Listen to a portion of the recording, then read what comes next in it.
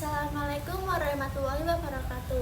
Perkenalkan, nama saya Eka Putri Kurnianti, NPM 222060108. Assalamualaikum warahmatullahi wabarakatuh. Perkenalkan, nama saya Ahmad Gali Prasetyo dengan NPM 2240601178.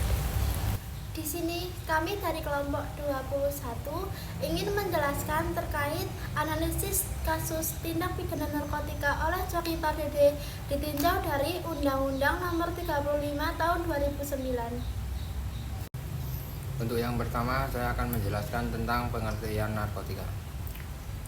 Narkotika adalah suatu perbuatan yang melanggar hukum, yang terorganisir dan berbahaya, serta merupakan kejahatan transnasional dan extraordinary crime yang berlangsung di beberapa negara. Jadi kejahatan ini dapat dikategorikan sebagai kejahatan yang berbahaya dan merusak generasi muda serta karakter dan fisik masyarakat. Jenis pelanggaran hukum yang terjadi ketika seseorang memproduksi, memperdagangkan, mempunyai maupun menggunakan obat-obatan terlarang seperti kokain, heroin, dan lain-lain.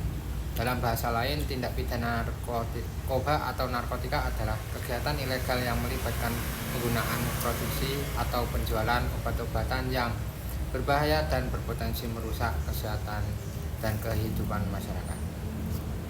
Narkotika juga bisa digunakan di dalam sebuah pengobatan untuk kesehatan. Namun, apabila disalahgunakan, narkotika dapat menimbulkan dampak yang sangatlah berbahaya bagi kesehatan. Untuk yang selanjutnya, saya akan menjelaskan tentang kronologi Coki Pardede. Dengan nama asli Reza Pardede, merupakan pelawak tunggal dan aktor kebangsaan Indonesia. Coki Pardede juga seorang kontestan ajang pencarian bakat stand up comedy di Indonesia Season 4 yang diselenggarakan di Kompas TV dan Stand Up Comedy 2, salah satu saluran TV swasta Indonesia. Coki Pardede ditangkap di rumahnya yang berada di daerah Pagedangan, Tangerang pada Rabu 1 September 2021 pukul 9 malam.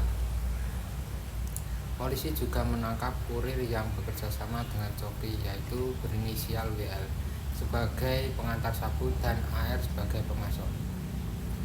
Coki juga mengaku bahwa ketagihan sudah sangat ketagihan menggunakan sabu dan dapat memproduksi hormon kenikmatan 100-300 kali lebih banyak dari pada kejadian yang dialami. Coki juga mengatakan bahwa sabu memungkinkan tubuh untuk memproduksi hormon kenikmatan secara berulang, membuatnya sulit untuk berhenti. Dari penyidikan yang terungkap, Coki Pardede menelan sabu dengan cara disuntikkan melalui anusnya. Pengumuman itu disampaikan oleh Kapolres Tangerang Kota Dionisiu de Fatima. Berdasarkan hasil pemeriksaan dan interogasinya, Coki Pardede ternyata mengakui teknik tersebut dari menonton video YouTube. Coki sengaja memiliki cara ini karena kami yakin lebih efektif. Setelah ditetapkan Coki Pardede sebagai tersangka, Coki meminta awak medianya untuk meminta maaf secara terbuka kepada masyarakat Indonesia atas kejadian yang dialaminya. Selain itu, Coki juga meminta maaf kepada para penggemarnya dan meminta mereka bersabar menunggu karya selanjutnya. Di akhir wawancara, Coki Pardede juga mengungkapkan bahwa dirinya saat ini memiliki hal yang lebih penting untuk diselesaikan, seperti menyembuhkan kecanduannya terhadap barang haram. Motif pelaku Coki Pardede ini untuk meningkatkan kepercayaan diri di depan publik. Namun hal ini disalahgunakan oleh Coki Pardede. Awal mulanya itu hanya untuk mencoba-coba. Namun Coki Pardede kembali menggunakan kembali setelah 1 tahun sebelum ditangkap dengan cara menyuntikkan narkoba jenis sabunya melalui anusnya. Coki Pardede menjadi ketagihan dan mengonsumsi ini lebih sebanyak 100-300 kali. Berdasarkan kronologi yang sudah disebutkan, Coki Pardede dapat dikategorikan sebagai pecandu narkotika jenis sabu. Sabu-sabu atau metamfetamin adalah jenis narkoba stimulan dan merupakan narkotika golongan 1 yang bekerja pada sistem saraf pusat dan sangat adiktif. Hal ini dapat disesuaikan dengan pasal 1 angka 13 Undang-Undang Nomor 35 Tahun 2009 tentang narkotika yang berbunyi, pecandu narkotika adalah orang yang menggunakan atau menyalahgunakan narkotika dan dalam keadaan ketergantungan pada narkotika, baik secara fisik maupun psikis. Coki dikategorikan sebagai pecandu karena ia telah mengkonsumsi narkoba dalam jangka waktu yang lama, yaitu selama kurang lebih 1 tahun sebelum ditangkap, dan telah dapat dipastikan bahwa Coki Pardede mengalami ketergantungan terhadap narkotika jenis sabu tersebut yang ia konsumsi dengan cara menyuntikannya melalui dubur. Ketergantungan narkotika merupakan sebuah kondisi di mana pengguna merasakan adanya dorongan untuk menggunakan narkotika secara terus-menerus agar menghasilkan efek samping yang sama, dan jika penggunaannya dikurangi dan atau dihentikan akan memunculkan adanya gejala fisik dan psikis tertentu. Sebenarnya, narkotika hanya bisa dipakai untuk kepentingan medis dan atau pengembangan ilmu pengetahuan dan teknologi, seperti yang tertuang pada pasal 7 Undang-Undang Nomor 35 Tahun 2009 tentang narkotika. Oleh karena itu, Coki Pardede dikategorikan sebagai orang yang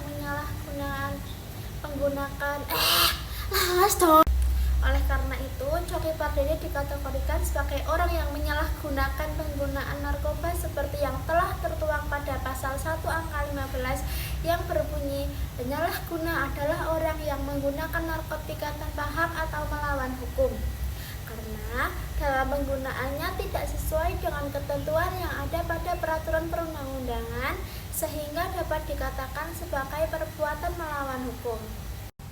Mengenai hukuman terkait penyalahgunaan narkotika jenis sabu-sabu ini, Coki Pardede bersama dengan WL dan AR sebagai pemasok narkotika ini dikenakan tindak pidana pasal 114 ayat 1 yang berbunyi, setiap orang yang tanpa hak atau melawan hukum menawarkan untuk dijual, menjual, membeli, menerima, menjadi perantara dalam jual beli, menukar, atau menyerahkan narkotika golongan 1 dipidana dengan pidana penjara seumur hidup atau pidana penjara paling singkat 5 tahun dan paling lama 20 tahun dan pidana denda paling sedikit sejumlah 1 miliar rupiah dan paling banyak adalah 10 miliar rupiah.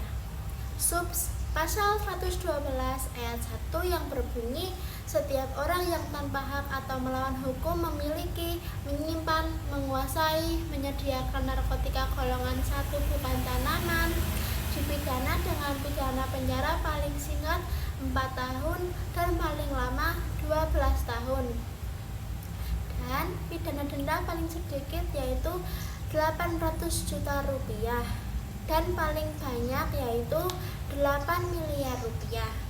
Selain itu, mereka juga dapat dikenakan pasal 132 Undang-Undang Republik Indonesia Nomor 35 Tahun 2009 tentang narkotika. Ancaman bagi mereka bertiga adalah penjara paling singkat 6 tahun dan paling lama 20 tahun. Selain itu, dalam pasal 54 Undang-Undang Nomor 35 Tahun 2009 tentang narkotika disebutkan bahwa pecandu narkoba dan korban penyalahgunaan narkotika wajib menjalani rehabilitasi medis dan rehabilitasi sosial.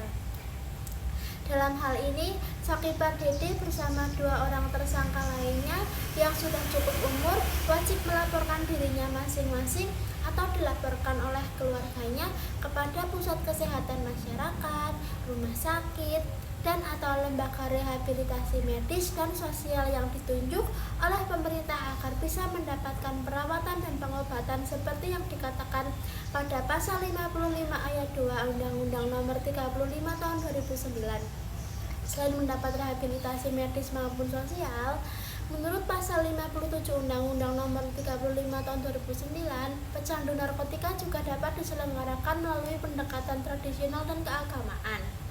Mengenai pelaksanaan rehabilitasi tersebut telah diatur pada pasal 56 ayat 1 dan ayat 2 Undang-Undang Nomor 35 Tahun 2009 tentang narkotika yang berbunyi, rehabilitasi medis pecandu narkotika dilakukan di rumah sakit yang ditunjuk oleh Menteri. dan lembaga rehabilitasi tertentu yang diselenggarakan oleh instansi pemerintah atau masyarakat dapat melakukan rehabilitasi medis pecandu narkotika setelah mendapat persetujuan menteri. Rumah sakit ketergantungan obat atau yang disingkat RSKO Cibubur, Jakarta Timur merupakan rumah sakit yang digunakan untuk rehabilitasi Coki Pardede yang telah memperoleh izin dari pemerintah terkait instansi yang berhak melakukan rehabilitasi. Yang selanjutnya, dampak narkotika. Dampak narkotika adalah efek jerah negatif yang timbul akibat penggunaan narkotika. Dampak negatif penggunaan narkotika pada generasi muda seringkali merupakan kelompok yang rentan terhadap penggunaan narkoba. Faktor-faktor seperti teman-teman berbahaya, eksperimen, rasa ingin tahu, dan kurangnya pengetahuan tentang bahaya narkoba dapat mempengaruhi keputusan penggunaan narkoba. Selain itu, tekanan akademis, masalah emosional, dan ketidakstabilan sosial juga bisa menjadi faktor yang memperburuk keadaan. Namun, penyalahgunaan narkotika menimbulkan banyak ancaman terhadap kesehatan. Berikut dampak-dampak negatif penggunaan narkoba. Yang pertama, ada gangguan kesehatan fisik. Penggunaan narkoba mempunyai banyak dampak negatif terhadap kesehatan fisik remaja. Banyak jenis obat terlarang yang memberikan efek negatif bagi organ tubuh seperti otak, paru-paru, dan hati. Yang kedua, gangguan pendidikan. Karena dampak dari narkotika, penggunaan narkoba dapat berdampak negatif terhadap pendidikan generasi muda. Overdosis obat yang terlarang dapat mengganggu konsentrasi, mengganggu kemampuan belajar.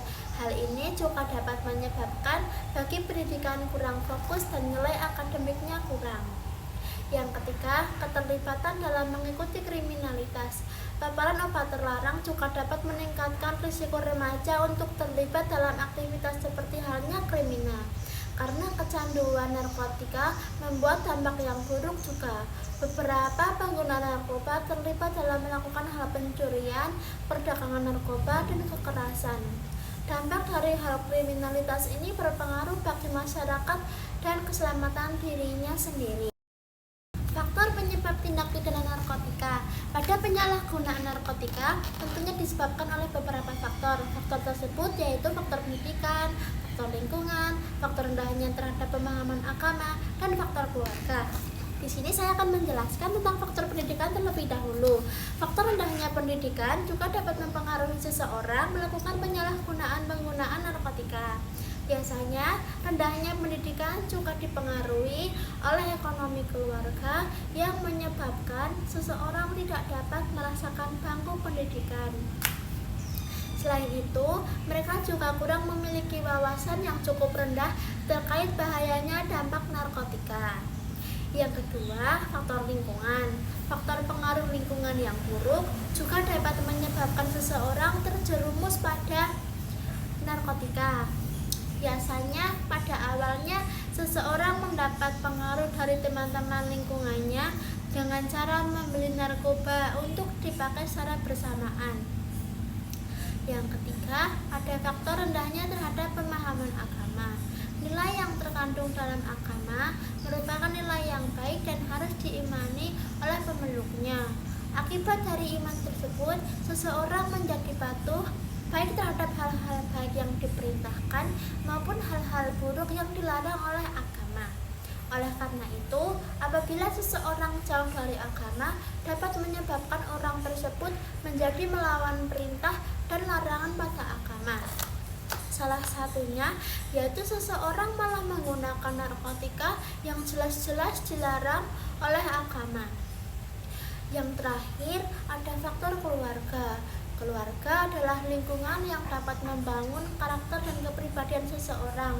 Oleh karena itu, keluarga dapat menjadi faktor seseorang melakukan penyalahgunaan terhadap narkoba dikarenakan kurang kasih sayang serta adanya hubungan yang tidak harmonis dan kurang baik dengan keluarga sehingga memicu seseorang mencari pelampiasan agar dapat lari dari masalah yang tengah dihadapinya. Yang terakhir ada cara menanggulangi tindak pidana narkotika. Kata menanggulangi sudah tidak asing juga kita dengar di berbagai pembicaraan masalah. Menanggulangi adalah sebuah kata kerja yang disebut dengan mengatasi.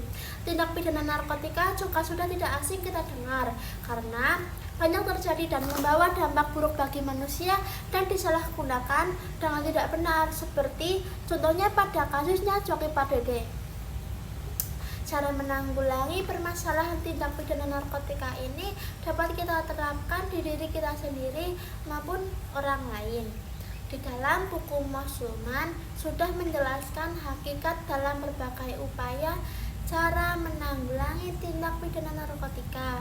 Antara lain, yang pertama pembinaan atau dengan bimbingan dari partisipasi masyarakat secara aktif untuk menghindari sebuah penyalahgunaan tersebut dengan kebijakan yang baik maupun yang hal positif. Yang kedua, melakukan pengawasan lingkungan untuk meminimalisir atau meniadakan kesempatan penyalahgunaan tindak pidana narkotika. Yang ketiga, melakukan penanaman kedisiplinan dengan cara melakukan pembinaan pribadi maupun dari cara pembinaan kelompok. Yang keempat, yang terakhir nih, dengan cara mengendalikan